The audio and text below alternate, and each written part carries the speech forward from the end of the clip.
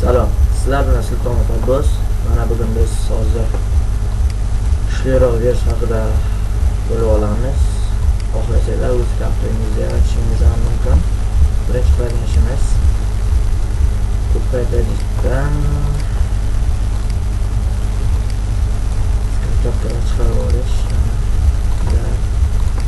Okey. Mana bu tashlikda narsa chiqib qoladi. To'g'ri aytsam, o'zim ham bilmayman nimaligini. Keyinchalik esa mana bu yerda shu virus bor. Keyinsanglar pastdagi zametkalarni qoldirib ketaman shu o'zidan hammasini. Yozib keyinsanglar, xohlasanglar yozib chiqinglar. Mana hozir ko'rsanglar pauzam bo'lsa. Keyin fayl saqlanib qilamiz. Mana o'tda chiqib keladi. Birinchi o'rinda ravishni stop qilamiz. Keyin mana shu TXTni o'chiramiz. Unga bat deb yozamiz.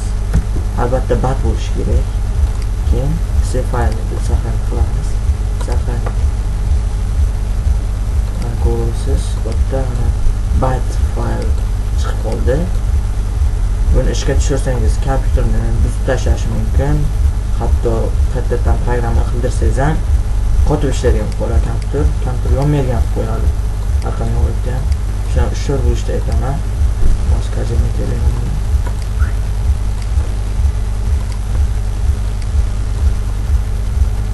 Sizlar bilan Sultonov Abbos bo'ldi. Video yoqqan bo'lsa like qo'ying. Xayr.